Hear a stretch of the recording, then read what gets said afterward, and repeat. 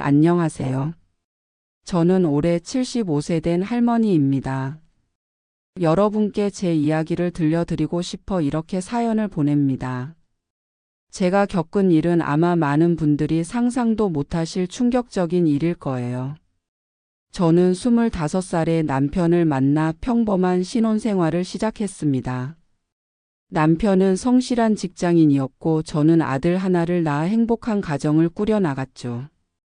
그런데 아들이 겨우 10살이 되던 해 남편이 갑작스러운 심장마비로 세상을 떠나고 말았어요. 그때가 1988년이었는데 그 시절에 홀어머니가 아이 하나 키우고 산다는 게 얼마나 힘든 일인지 여러분도 아실 거예요. 장례식장에서 시댁 식구들이 한 말이 아직도 귀에 생생해요. 이제 아들도 우리가 키울 테니까 당신은 시집이나 다시 가세요. 그 말을 듣는 순간 정말 하늘이 무너지는 것 같았어요. 하지만 제가 그냥 물러설 수는 없었죠. 제 아들을 남의 손에 맡길 수는 없었거든요. 아니요. 제가 키우겠습니다. 어떻게든 제 아들은 제 손으로 키우겠어요. 그렇게 저는 아들 성훈이와 단둘이 세상과 맞서 싸우기 시작했습니다.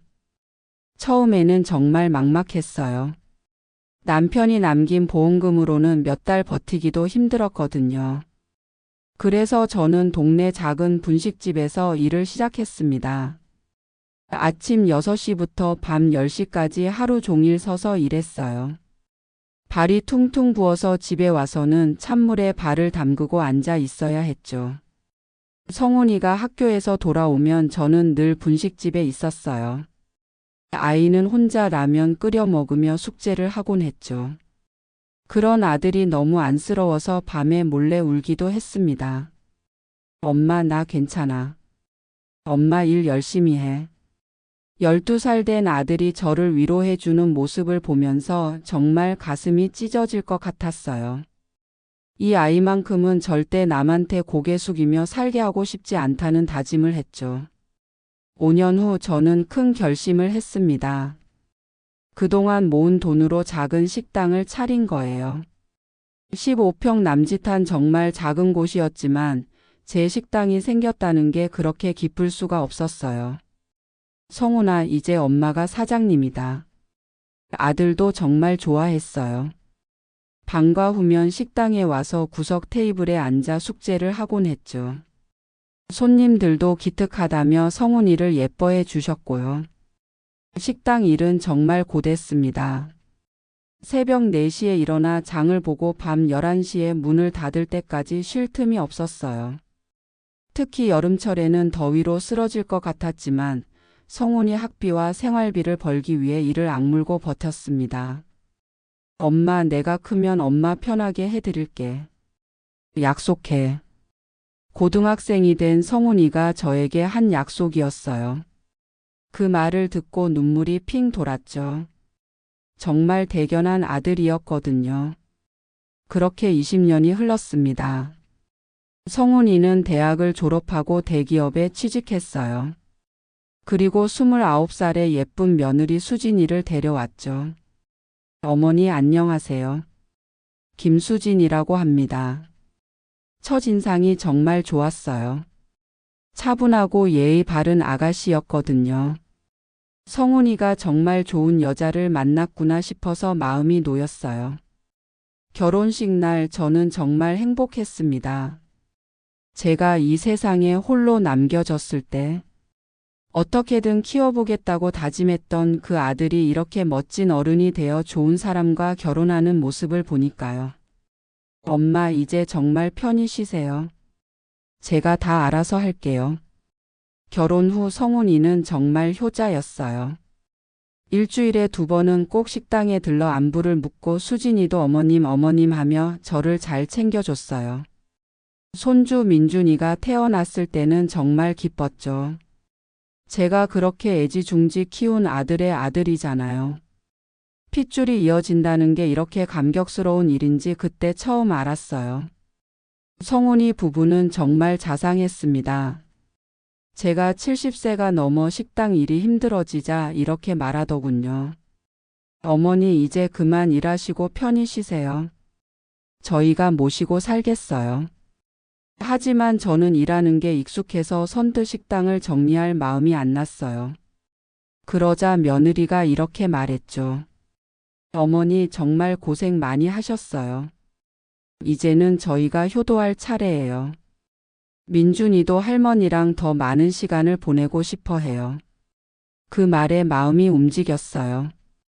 손주와 더 많은 시간을 보낼 수 있다니 생각만 해도 행복했거든요. 결국 저는 3년 전에 식당을 정리했습니다.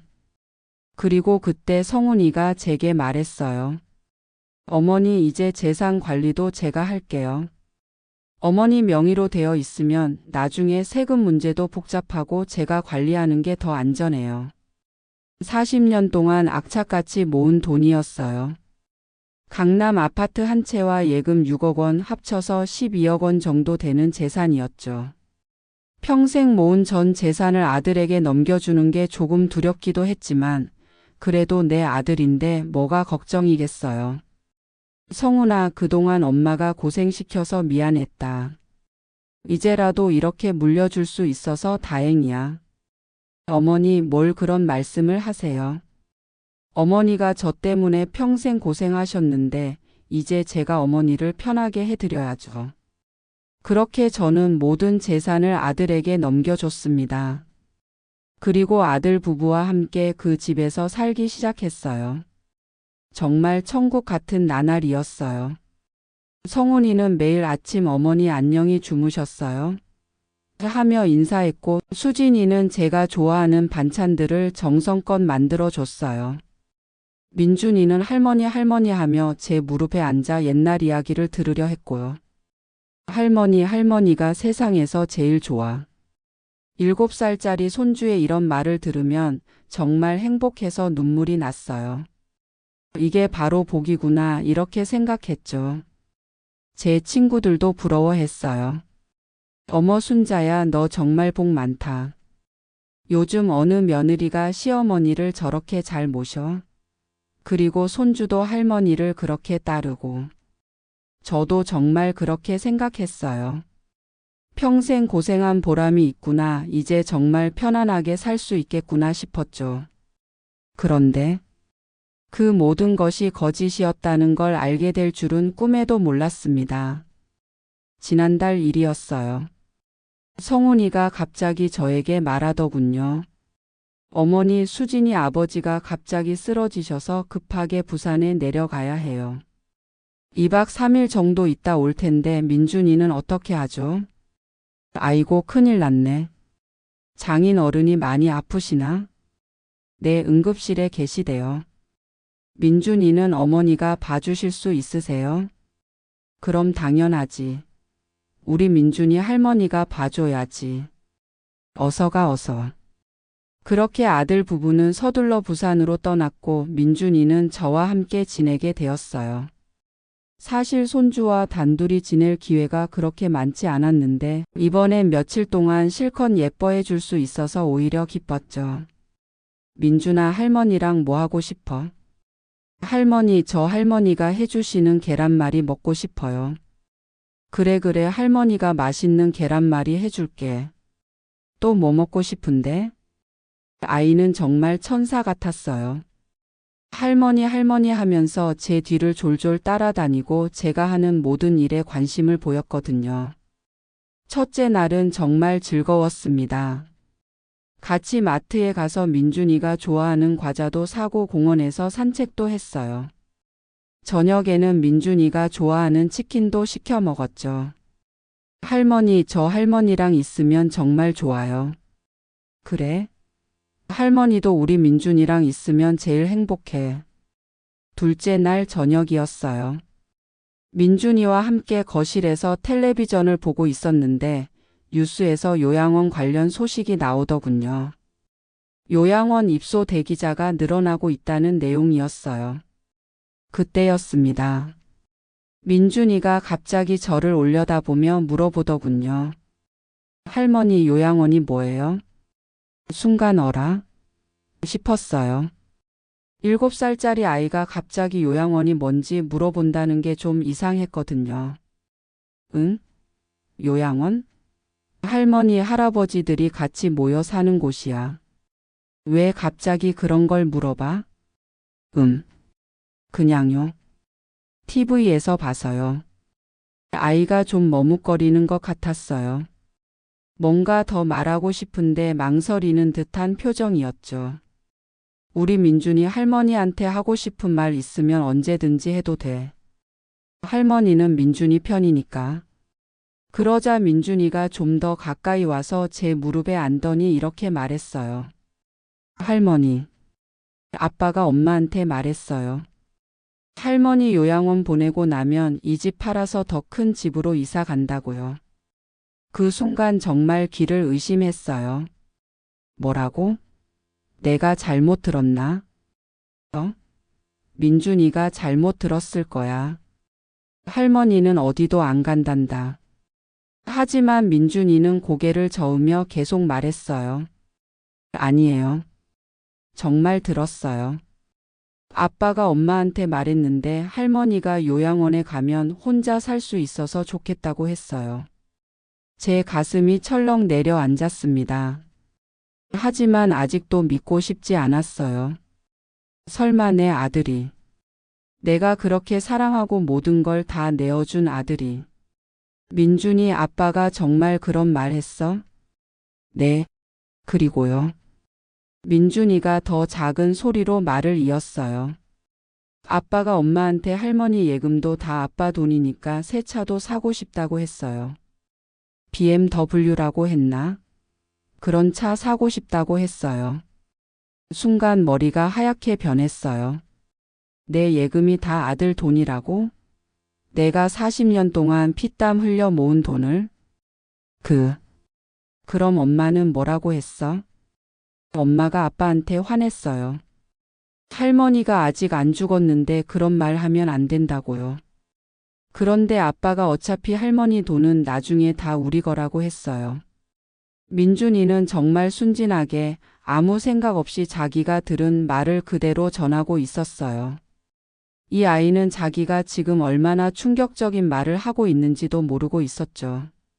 할머니 왜 안 대답해요? 할머니 어디 아파요? 제가 너무 충격을 받아서 말을 못하고 있으니까 민준이가 걱정하며 제 얼굴을 들여다보더군요. 아니야. 할머니 괜찮아. 우리 민준이는 착하구나. 할머니한테 이런 말도 해주고. 하지만 속으로는 정말 큰 충격이었어요. 내 아들이 나를 요양원에 보내려 한다고?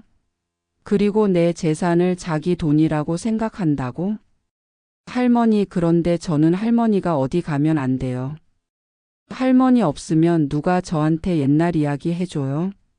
누가 맛있는 계란말이 해줘요? 민준이의 순진한 말에 눈물이 핑 돌았어요. 이 아이만큼은 정말 순수하게 할머니를 사랑해주고 있구나 싶어서요. 우리 민준이 할머니가 어디 가겠어? 민준이 곁에 있을 거야. 그렇게 말하긴 했지만 속으로는 정말 혼란스러웠어요. 과연 내가 들은 게 사실일까? 아들이 정말 그런 말을 했을까? 그런데 민준이가 또 말하더군요. 그리고 아빠가 엄마한테 할머니 방은 민준이 방으로 쓰자고 했어요. 그럼 제가 더 큰 방에서 살 수 있다고요. 그 말을 듣는 순간 정말 온몸에 소름이 끼쳤어요. 내 방까지도 이미 계획에 포함되어 있다는 거잖아요. 민준아, 그런 얘기 또 들으면 할머니한테 말해줄 수 있지? 네, 할머니한테는 뭐든지 말할 거예요. 그날 밤 민준이가 잠든 후 저는 정말 한잠도 잘 수 없었어요. 천장만 멍하니 바라보며 생각에 잠겼죠. 설마, 정말 설마일 거야. 내 아들이 그럴 리 없어. 민준이가 잘못 들었을 거야. 하지만 7살짜리 아이가 그렇게 구체적인 내용을 지어낼 수는 없잖아요.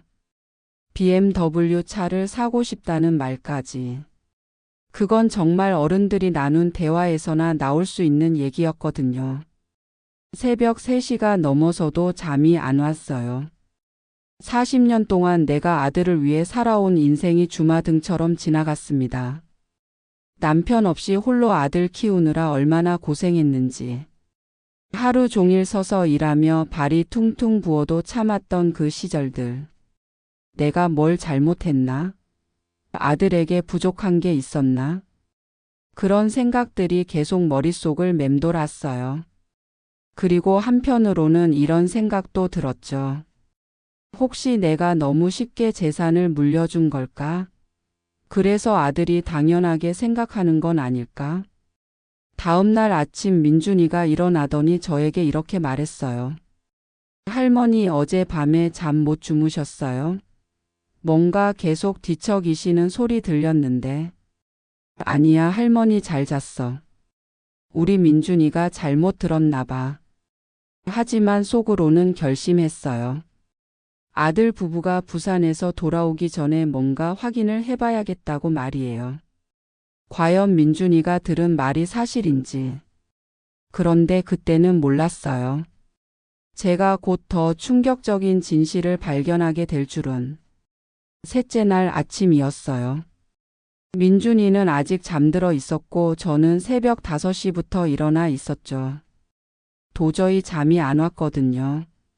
어제 민준이가 한 말들이 계속 머릿속을 맴돌았어요. 정말 내 아들이 그런 말을 했을까?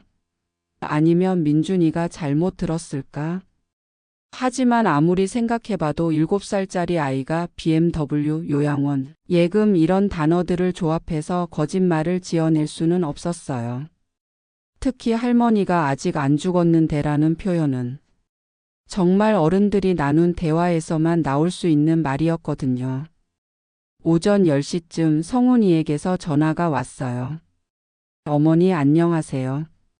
장인어른 상태가 좀 나아지셔서 오늘 오후에 서울로 올라갈 예정이에요. 민준이 잘 있죠? 응, 잘 있어. 걱정 마.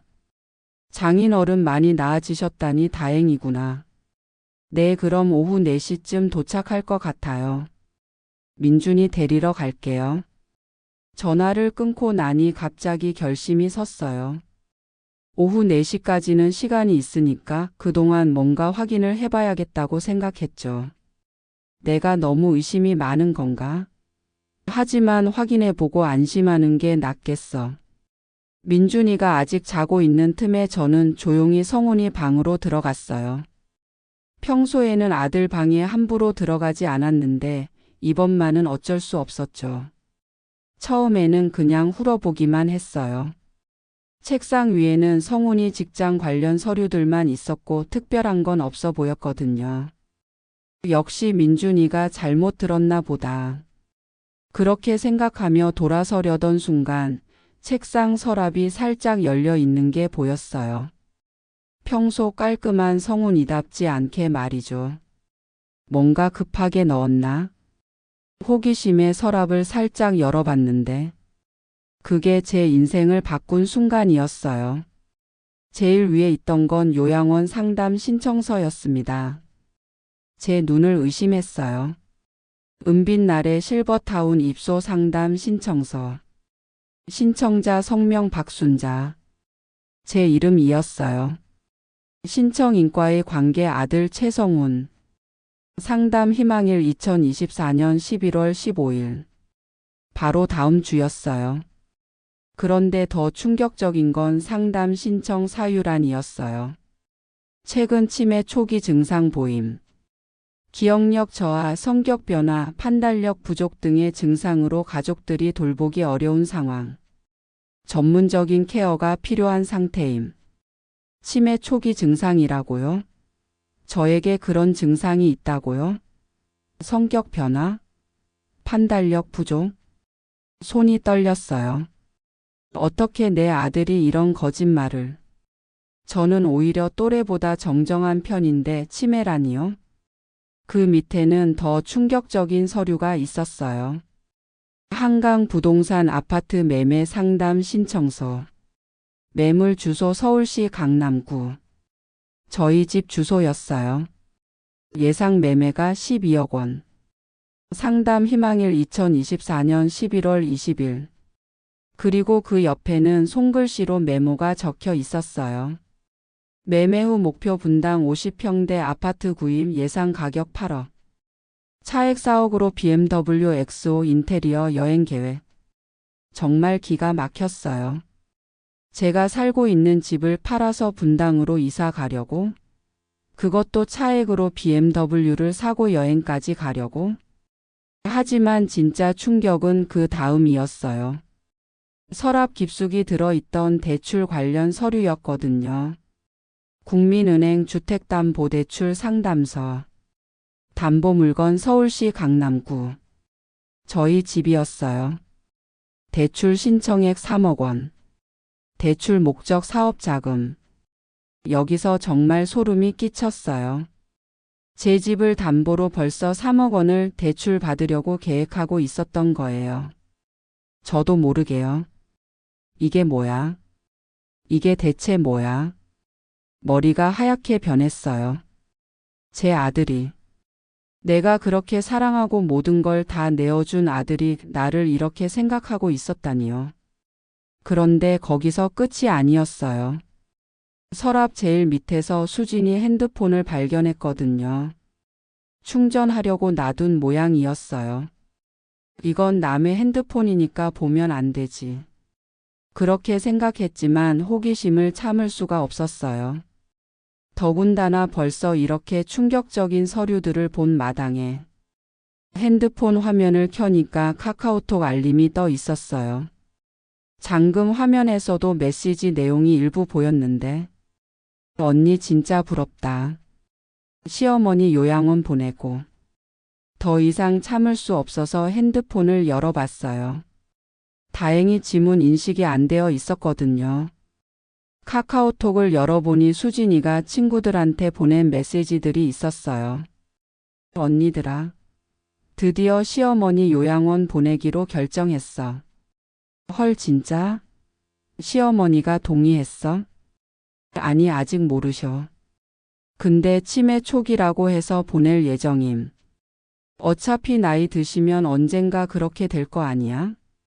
와 그럼 이제 자유다. 집은 어떻게 할 거야? 12억에 팔고 분당 50평대로 이사 갈 거야. 시어머니 없으면 진짜 살 것 같아. 매일 눈치 보느라 스트레스 장난 아니었거든. 와 분당 50평 되면 완전 럭셔리 하겠다. BMW도 산다며? 응. 엑소 화이트로. 진짜 시어머니 요양원 가시는 게 나한테는 대박이야. 솔직히 말하면 계속 같이 살기 힘들었어. 뭘 해도 간섭하시고 옛날 얘기만 하시고. 그런데 요양원비는 많이 나오지 않아? 아, 그건 시어머니 예금에서 내는 거야. 어차피 우리가 관리하고 있으니까. 6억 정도 있거든. 그거로 충분히 오래 계실 수 있어. 헐 대박. 완전 로또네. 언니 인생 완전 꽃길이겠다. 맞아. 이제 진짜 내 인생 살 수 있을 것 같아. 그동안 시어머니 때문에 여행도 못 가고 맛집도 못 가고. 이제 자유야. 저는 핸드폰을 보며 온몸이 떨렸어요. 이게 정말 내 며느리가 한 말인가요? 제가 간섭했다고요? 옛날 얘기만 한다고요? 저는 그동안 최대한 며느리에게 간섭하지 않으려고 조심했었는데. 그리고 손주 이야기 옛날 이야기를 하는 것도 어른들이 자연스럽게 하는 일 아닌가요? 더 충격적인 건 제 예금을 자기들이 관리한다고 생각하고 있다는 것이었어요. 그리고 그 돈으로 요양원비를 내겠다고요. 그 다음 메시지는 더 가관이었어요. 근데 언니 시어머니가 혹시 눈치채면 어떻게 할 거야? 에이 뭘 눈치채겠어. 우리가 효자 며느리 연기 완벽하게 하고 있잖아. 맨날 어머님 어머님 하면서. 맞아. 근데 진짜 연기 잘한다. 나도 속을 뻔했어. 솔직히 시어머니도 순진하셔. 우리가 착한 줄 알고 재산까지 다 넘겨주셨잖아. 덕분에 우리 계획이 더 쉬워졌지. 와 진짜 완벽한 계획이네. 언니 완전 똑똑해. 그치? 이제 몇 주만 더 참으면 되는 거야. 요양원 상담도 잡아놨고 부동산도 연락해놨고. 모든 준비 끝. 제 손에서 핸드폰이 떨어졌어요. 다리에 힘이 빠져서 그 자리에 주저앉고 말았죠. 효자 며느리 연기라고요? 저를 순진하다고요? 제 재산을 넘겨받은 게 계획이었다고요? 그동안 제가 봐왔던 수진이의 모든 것이 거짓이었던 거예요. 어머님 고생 많으셨어요. 이제 저희가 효도할 차례예요. 민준이도 할머니랑 더 많은 시간을 보내고 싶어 해요. 모든 게 다 연기였던 거죠. 제 가슴이 찢어지는 것 같았어요. 40년 동안 악착같이 모은 돈을, 제가 살고 있는 집을 이미 자기들 것으로 여기고 있었던 거예요. 그것도 저를 요양원에 버리고 나서 말이죠. 그때 민준이가 일어나는 소리가 들렸어요. 할머니? 할머니 어디 있어요? 저는 재빨리 핸드폰을 원래 자리에 놓고 서류들도 정리했어요. 그리고 아무렇지 않은 척 민준이에게 대답했죠. 여기 있어, 민준아. 할머니가 물 떠다 줄게. 하지만 속으로는 결심했어요. 이대로는 절대 당할 수 없다고. 오늘 아들 부부가 돌아오면 모든 걸 따져 물어보겠다고 말이죠. 그런데 그때는 몰랐어요. 제가 곧 더 큰 반전을 경험하게 될 줄은. 오후 3시 30분쯤 저는 조용히 거실 탁자 위에 모든 증거를 정리해 놓았어요. 요양원 상담 신청서, 아파트 매매 상담서, 대출 서류들. 그리고 수진이 핸드폰으로 찍어둔 카카오톡 메시지 사진들까지 모두 프린트해서 가지런히 놓아뒀죠. 민준이가 옆에서 물어보더군요. 할머니 이게 뭐예요? 왜 이렇게 종이가 많아요? 민준아 잠깐만 있으면 아빠 엄마가 올 거야. 그때까지 할머니 옆에 있어 줄 수 있지? 네, 할머니 옆에 있을게요. 4시 정각에 현관문이 열렸어요. 어머니 저희 왔습니다. 성훈이의 밝은 목소리가 들렸죠. 민준아 아빠 왔다. 수진이도 평소와 똑같이 상냥한 목소리로 말했어요. 하지만 거실로 들어온 순간 두 사람의 얼굴이 하얗게 변했습니다. 탁자 위에 펼쳐진 서류들을 본 거죠. 성훈이가 먼저 말을 더듬기 시작했어요. 어머니 그게 뭐예요? 저는 아주 차분하게 대답했어요. 앉아봐. 민준이도 옆에 앉고. 어머니 민준이는 제가 데리고. 아니야. 민준이도 들어야 할 얘기야.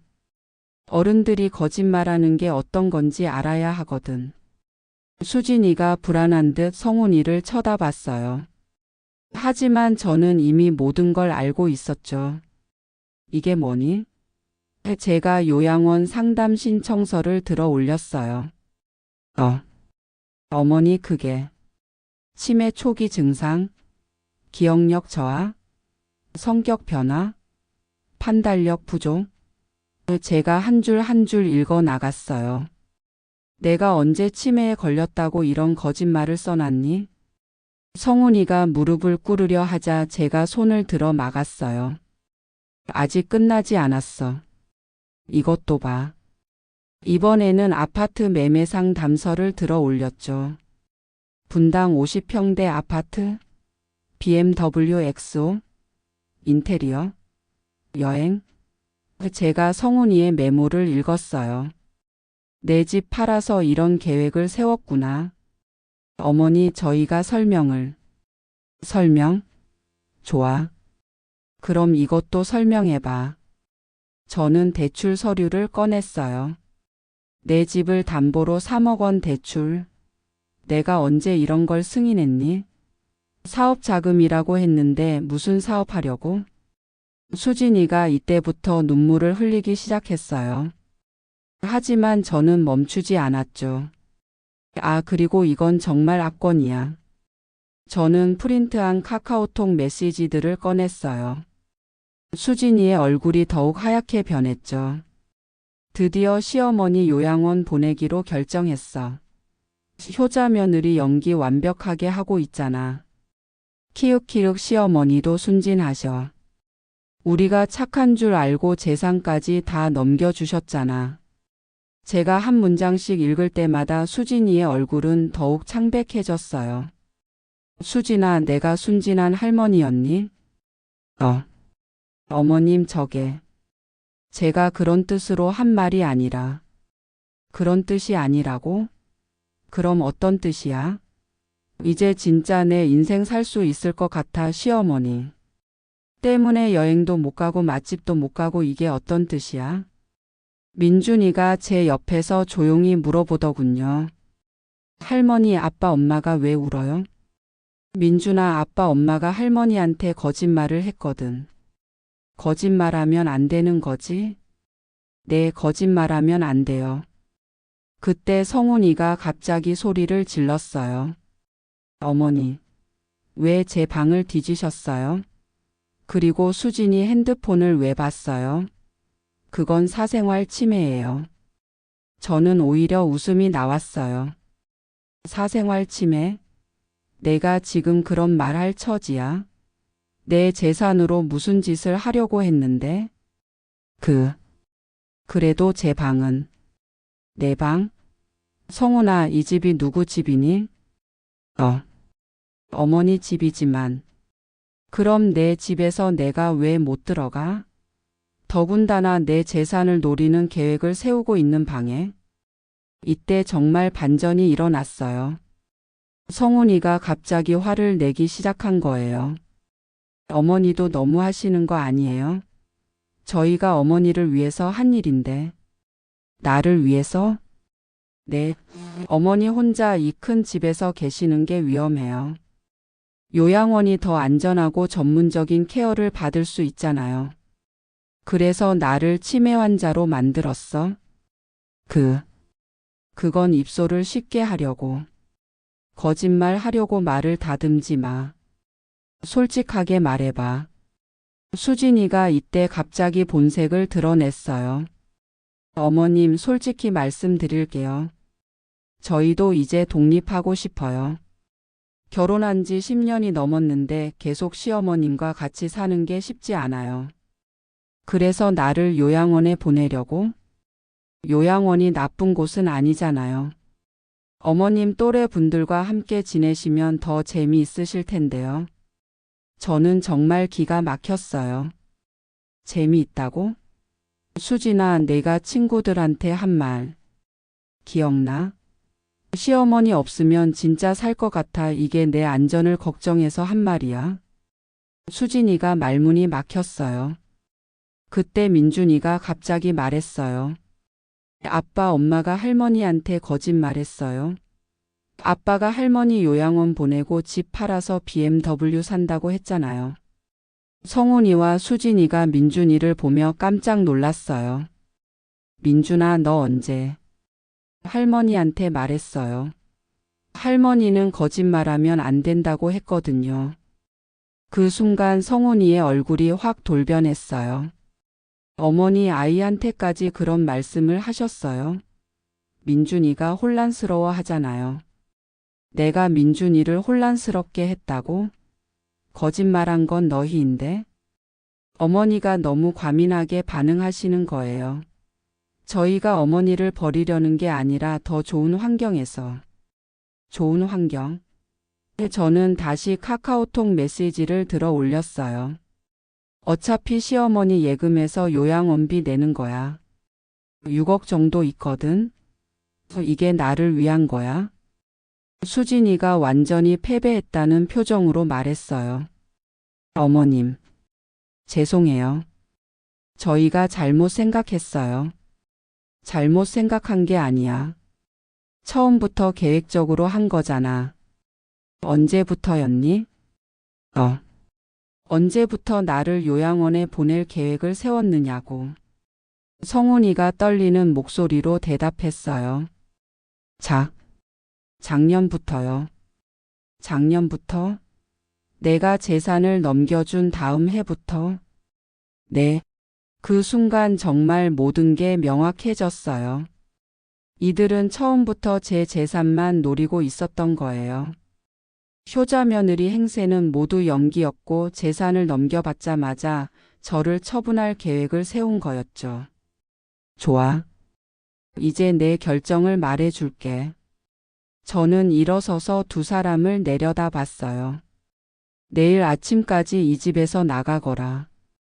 그리고 앞으로 내 재산에 대한 기대는 완전히 접어. 어머니. 그럼 저희는 어떻게? 그건 너희가 알아서 해. 40년 동안 내가 고생해서 모은 돈을 요양원비로 쓰게 할 순 없어. 어머님, 제발 한 번만 용서해 주세요.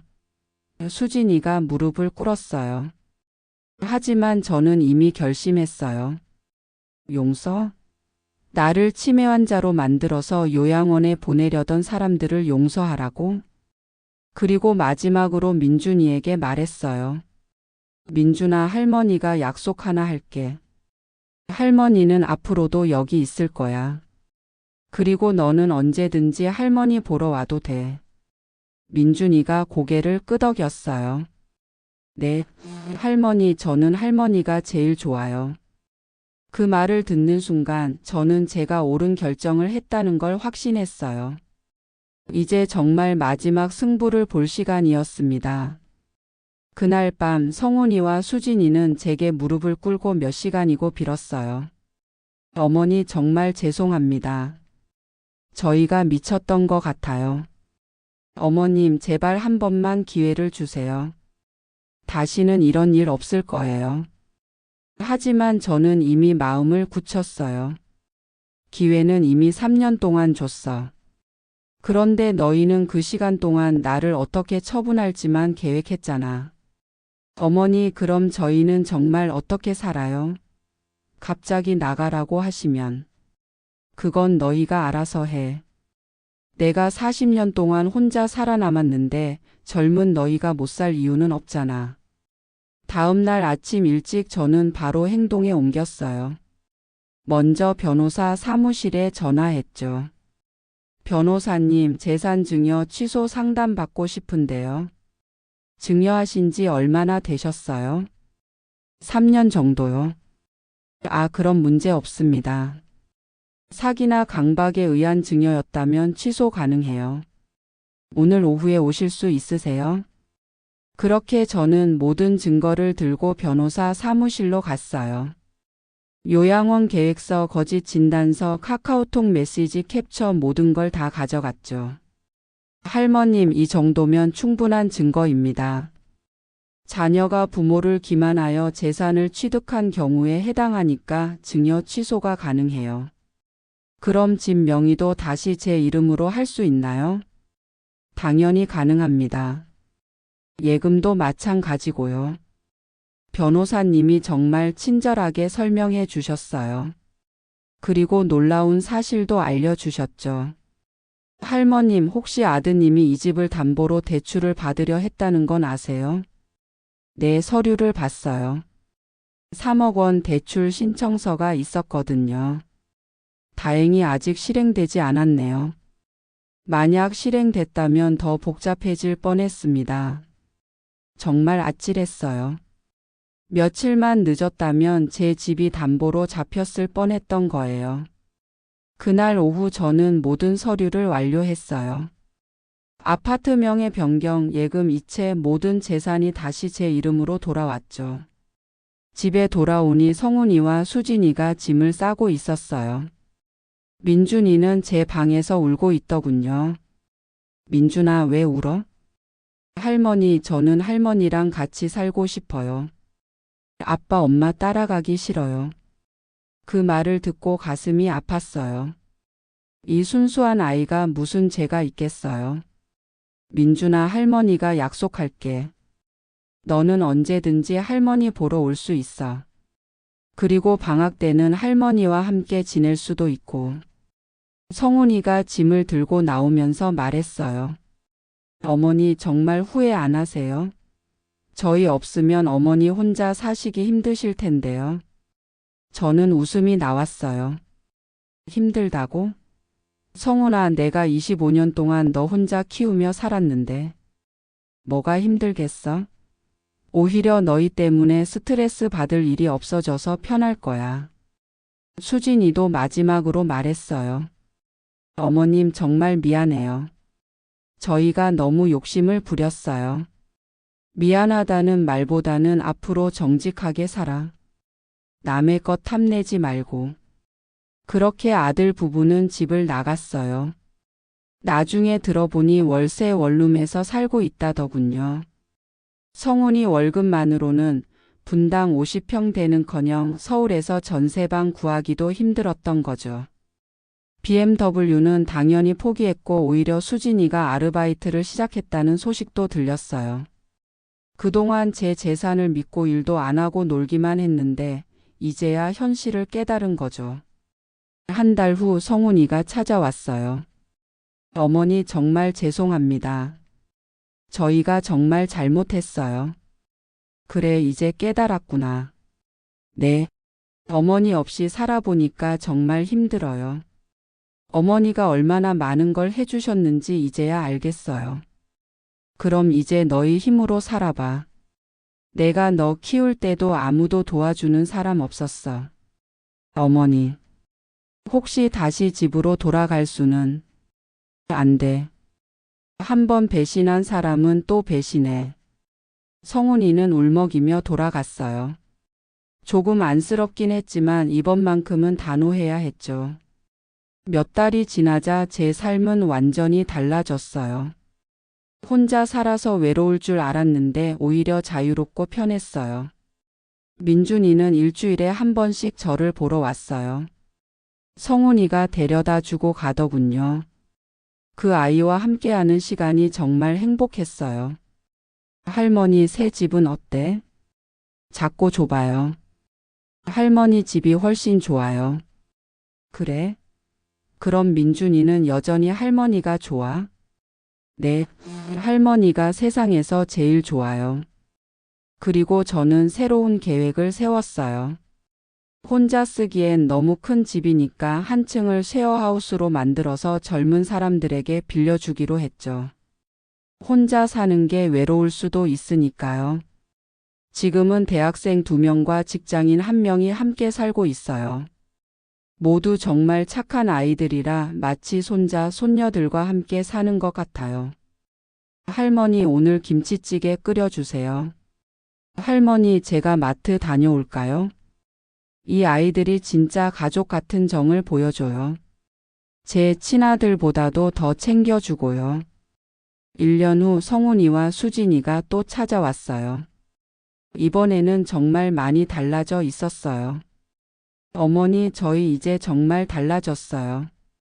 수진이도 직장을 구했고 저희 힘으로 살고 있어요. 그래, 잘했다.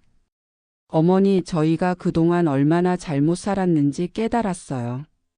어머니가 평생 고생하셔서 모은 재산을 당연하게 생각했던 게 정말 미안해요. 수진이도 달라져 있었어요. 어머님 정말 죄송해요.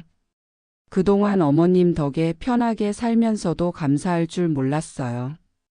이제는 직접 돈을 벌어보니까 어머님이 얼마나 대단하신 분인지 알겠어요. 그래, 이제라도 깨달으면 됐어. 어머니, 저희 다시 기회를. 아니야. 다시 함께 살 생각은 없어. 하지만 이제는 진짜 가족 같은 관계로 지낼 수 있을 것 같구나. 네, 어머니. 대신 조건이 있어. 민준이는 계속 나와 시간을 보낼 수 있게 해줘. 그리고 명절이나 가족 모임 때는 서로 챙기자. 진짜 가족처럼 말이야. 네, 그렇게 할게요. 그 후로 저희는 정말 좋은 관계를 유지하고 있어요.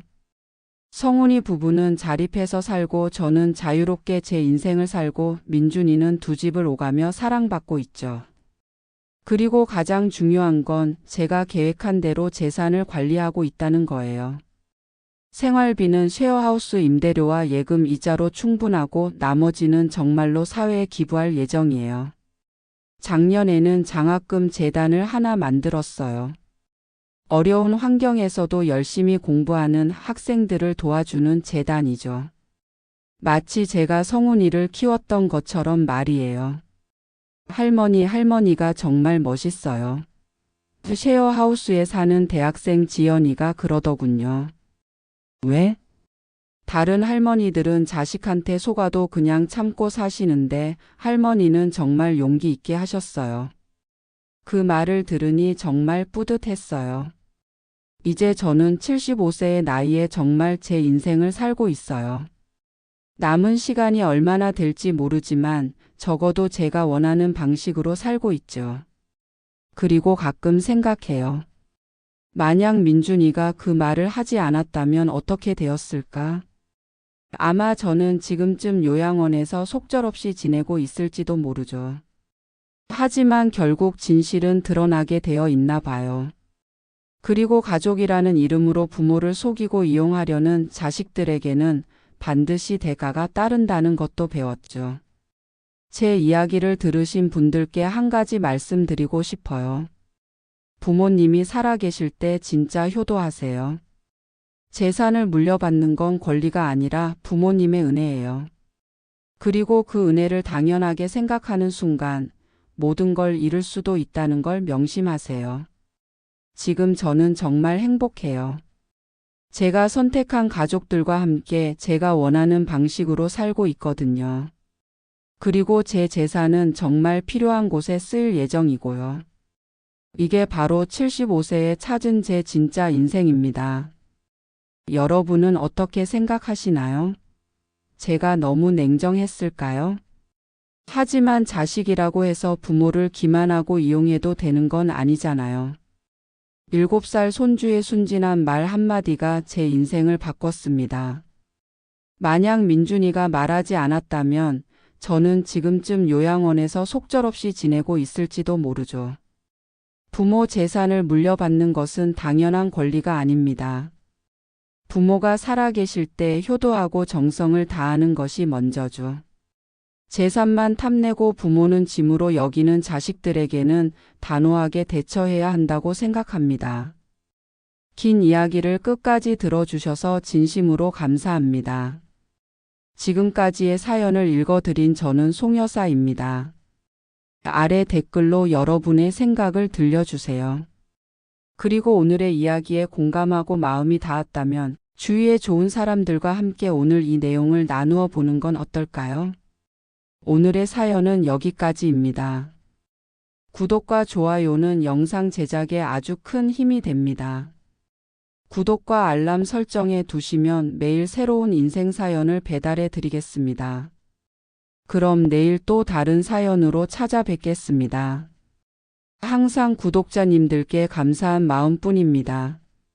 사연 함께해 주셔서 정말 고맙습니다.